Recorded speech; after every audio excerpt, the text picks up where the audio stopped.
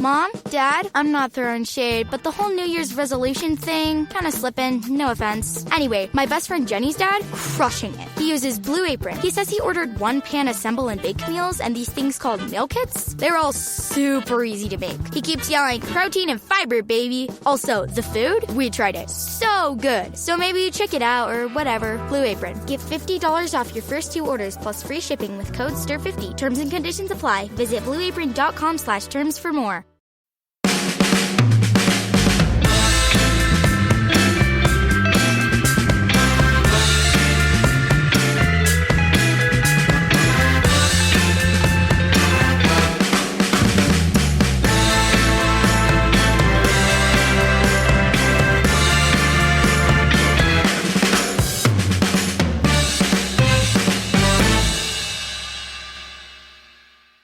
It's just boring, isn't it? I mean, really, it is. Talking of boring, United played Reading 2 weeks ago, and, when there's an international break, we don't get to review the fixture in a timely fashion, but it's not necessarily a bad thing, because, snooze fest.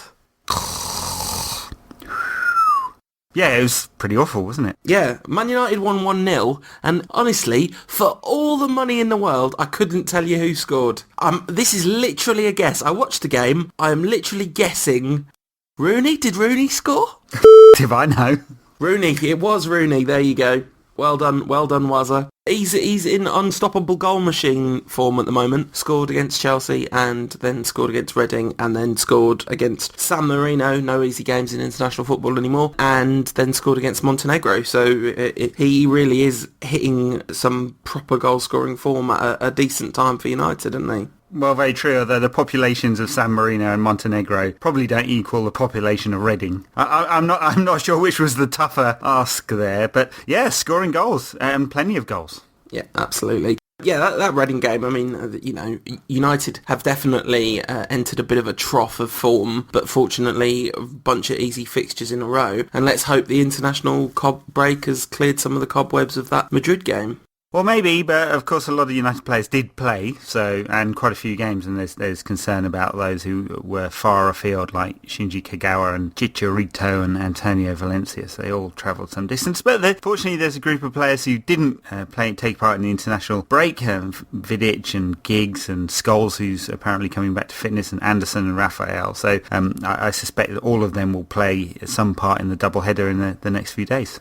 And a player who you didn't mention there, who missed the international break, was, of course, Qatar's finest football pundit, Rio Ferdinand. His predetermined fitness regime, which, I was delighted to see Rio not play for England because, who cares, and that he's been treated so appallingly. He always said that he would go back and play for them, and he did appear to have accepted the call-up, but then, it's sort of ridiculous to go and play against San Marino when you're his age and his back's in the state it's in. I guess PR-wise, not a good move to go and do commentary in Qatar, but anyone suggesting that that's equivalent to joining an international 2-leg trip, it's a bit ridiculous, isn't it? Well, yeah. The first-class flight over to Qatar is not going to drain him too much. Warm weather training, wasn't it? No, that's part of the fitness regime. Getting the sun on his back. Completely pointless playing against Montenegro or San Marino. Completely useless sides. Unfortunately for England, of course, England are completely useless too. Yeah, Montenegro are not completely useless by any stretch of the imagination. They're a pretty decent side. Yeah, there's about 3 people in the country. I know, but they're all footballers. It's not even a real country anyway, is it? So what you're saying is the delicate balance of the Balkan states is not necessarily your area of cultural expertise. Yeah, so Montenegro, not rubbish, but San Marino, completely rubbish. And, I don't know, loads of United players played for England. I was barely able to muster the slightest bit of enthusiasm. He played well, and Rooney had an extremely good 45 minutes against Montenegro the first time round. Then the second half was absolutely appalling. Yeah, interesting stats actually. I mean, Carrick, who regularly gets up to around 90 or 100 passes for United, 28 in the first half and 12 in the second half. Well, 19, sorry, and Gerrard had 12 in the second half. So midfield was really where England lost the battle in the second half, definitely. And Carrick didn't have a good second half. Neither did many of his colleagues either. Interesting, the San Marino game. I've only seen the goal highlights. I don't suppose you really need to see more than that. I was in California. Much nicer and warmer. Thanks. Yes. Did you have a nice time on holiday, Ed? I was not on holiday. I was checking out those what created the interwebs, etc. You met Tim Berners-Lee? No, I have met him before. Have you? I thought you were on holiday. That's April when you're having some time off. Yeah, no, I was visiting some VCs and Facebook. You went to Facebook? I did indeed. Went to Facebook. Did you, tell them that the best thing that's happened because of their website is at MUFC_Facebook? I did not. You should have grabbed the horse of Continuum and done that. Danny Welbeck played for England and didn't score any goals, but he did run around a lot and do excellent dribbling. Got a bit of a problem, Danny, hasn't he? It would be nice to see the output match the quality. Yeah, he just doesn't score any goals. It's a bit of a problem for a striker. I mean, he's fast becoming the next Emil Heskey. Discuss. Oh, ouch. Oh, that one's going to linger. Emil Heskey never scored in the Bernabeu. This is very true, but he's absolutely ripping up the A-League at the moment. Yes. I think it's fair to say that international break has knocked the wind out of our podcasting sails a little bit, hasn't it, Ed? We have a week off, so there's a bit of ring rust when you come back and do this. And also, there is just nothing interesting to talk about. Now, Riogate happened, but what's there to be said? England fans are, by and large, I know not everyone that supports the England national team, but the kind of vociferous England fans, you know, they're going to turn on Rio because he's betrayed his country and all that nonsense and drive cabs around London expressing their displeasure, and you know it's all got a horrible racist undertone and is completely nonsensical because his country betrayed him way before he betrayed them. Well, quite, yeah. I didn't see the horror at John Terry's resignation.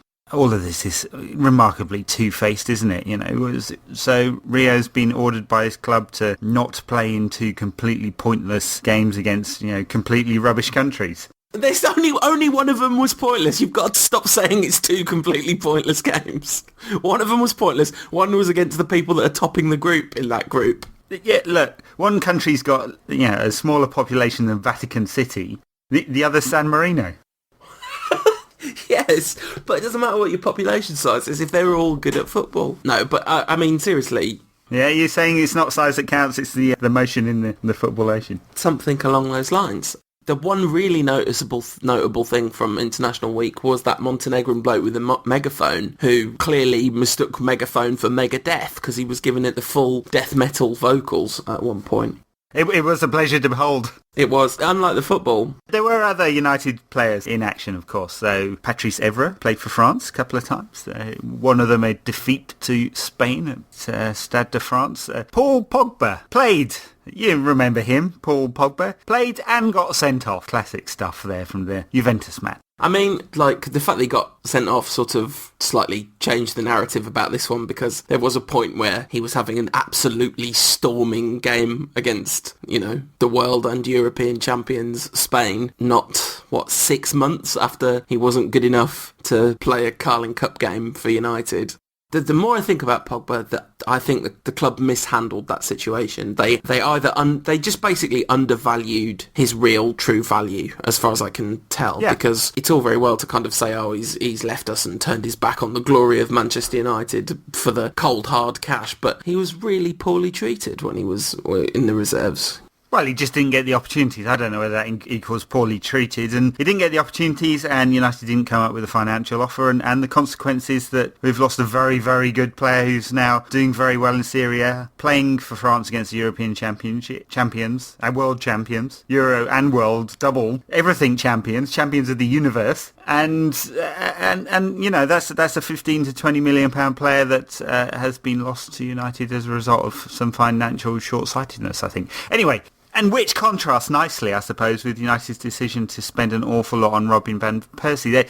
Interesting, there were stories this week suggesting that because of the Van Persie deal, the fact that United spent 24 million up front and his £200,000 a week plus wages means that there may well be some players leaving on the fringes of the squad in the summer to rebalance the books. We'll see whether that happens or not. But he scored twice against Azerbaijan and once against Estonia. Holland won twice. Just can't stop scoring for the international side. Maybe he'll translate it into his club form. Yeah, absolutely. I mean, it's got to be good that he's getting goals. You know, it would have been nice if he'd had a rest for a couple of weeks, but the second best outcome is that he scores a bunch of goals, gets his form back. Rooney and Van Persie both scoring, and Chicharito scoring, making it 30 in 45 for Mexico, which is... He's the opposite of Danny Welbeck, isn't he? He's just a man who scores goals and doesn't really do much else. But scoring goals is really, really a big thing, isn't it?